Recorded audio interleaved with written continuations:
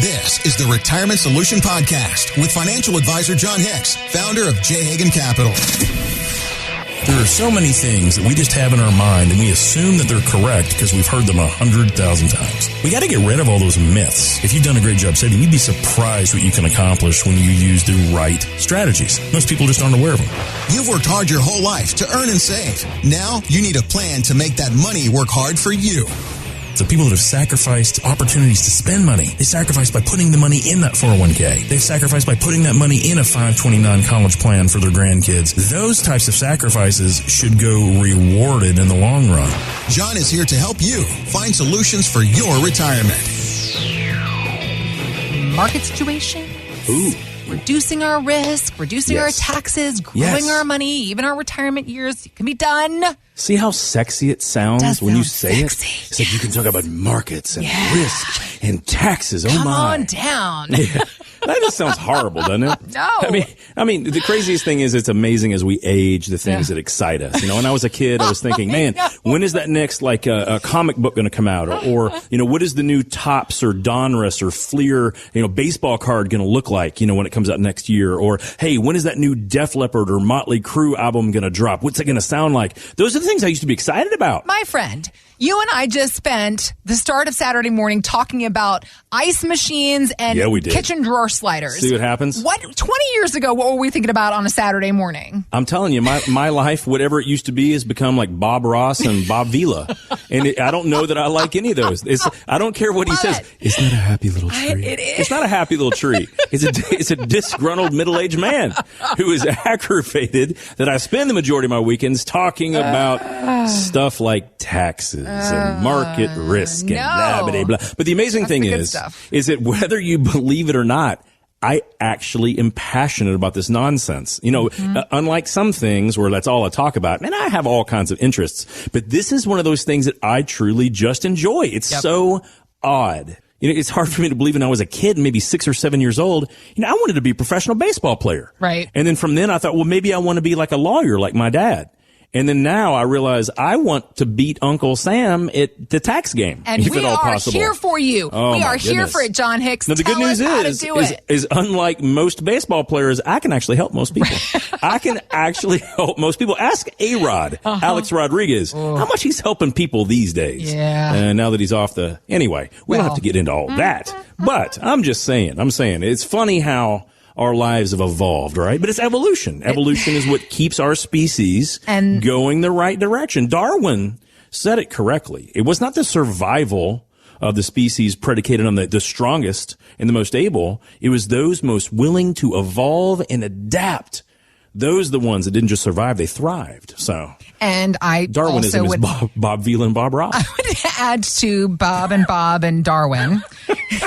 The lessons, what's brought us to this place because of the lessons that we've learned in life, the experiences we've gone through in life. And we've talked about stuff that you've gone through with your own parents and in-laws, the lessons that you've learned and how you've shifted planning in your office, J. Hagan, about, you know, making sure to include long-term care and all these things. Now we are faced with an economic climate that we have not dealt with in a decade, looking at things like high inflation rates, volatile markets. We have been spoiled. And so for somebody that retired 5 years ago versus somebody retiring now, the questions in the conversation are very different. Yeah, so, very different. Bringing to light, let's focus on a couple of these areas specifically, thinking about the market. Obviously, gosh, everybody has questions like, what should I do right now, John? I'm sure, especially for somebody who's getting ready to retire. Sure. One of JP Morgan's top strategists says, stay out of stocks for the next 6 months. So Marko Kolanovic was telling CNBC, he doesn't agree with those who say the recession is in the rear view mirror. Here's what he said. And I don't see that happening unless Fed cuts. And Fed doesn't have an intention to cut now. You know, so I do think things have to get worse before they get better. Overall, we do think the direction of economy is south. So he is predicting another 10% pullback in the S&P 500 by this summer. Sure.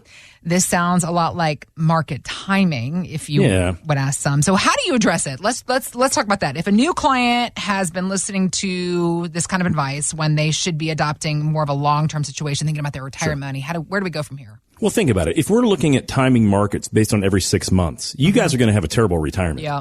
Just think about that, right? If you just look at normal market cycles, we're talking about every 3 to 5 years, things change. Can you imagine if you have to maneuver things?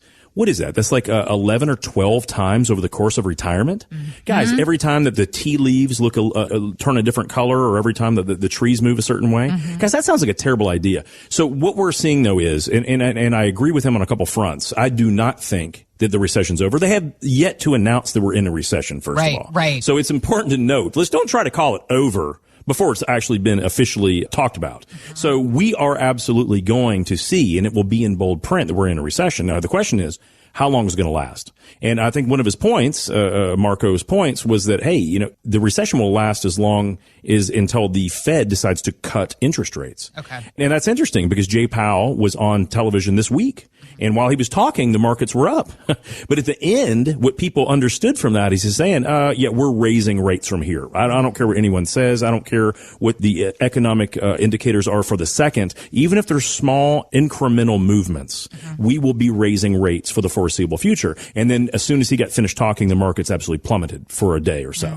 So understanding that, hey, while the Fed is increasing rates, now let's talk about this real quickly. Okay. Because if the Fed is increasing rates, guys, all they're doing is creating a viable alternative to stocks. That's all they're doing. And this is what so many of us over the past 8 or 9 or 10 years, we're not used to experiencing. Right. We have been like, wow, man, it's either stocks or nothing because nothing else is worth anything. Think about it, Heather. What were CD rates 2 years ago? 0.5%? Yeah. 0.25% for 1 year? I mean, they were horrible. Right. And now I was just looking at my charts. Now we can actually get a 1-year CD, actually 11-month CD, paying like 5%. Really? Oh, absolutely. So as we're seeing, okay, well, interest rates may go up a little bit more. Instead of worrying about being in or out of stocks, what do we think is an attractive rate of return? Because if we can get an FDIC or insured account that's going to pay us 4, 5, 6, 7% with zero market risk, why do we even need to worry about being in stocks or not, right? And so I think this is one of those things that Marco did, which I thought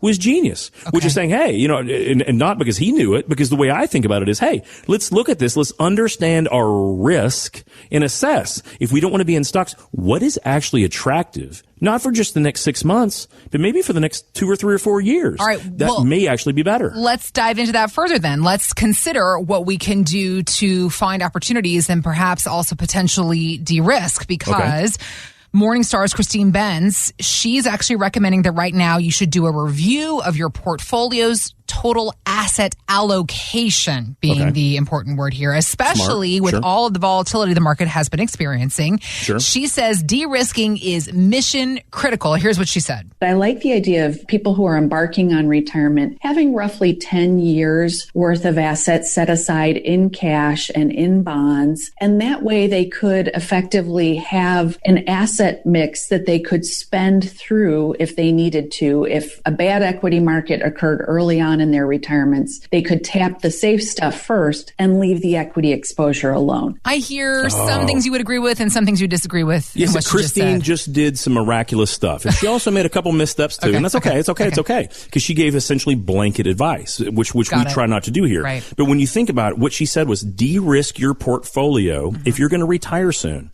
And consider having money that you might use over the next decade. Have that, and she said, in certain asset classes. Right. But my point is, just keep it safe, guys. If we can get 4 or 5 or 6 or 7% with zero market risk, would you consider that to be safe? See, I do. Yeah. And so if you have 10 years worth of income and something that won't go down, and this is where I disagree with her a little bit, she says you can be in bonds. No, guys. If rates keep moving up, you can lose money in bonds. Right. So you can find other asset classes that, in my opinion, will pay us substantially more over the next decade than bonds anyway. But I love what she said, de-risk. Yeah. I think for everyone listening right now, this should be on your to-do list for the month of February. This is just one of those things where, we have Valentine's Day coming up, we get the big game coming up. But if you think about that, if you want to give yourself a little self-love, give your portfolio a little Valentine, just check it to make sure that you're not unbalanced in the wrong areas.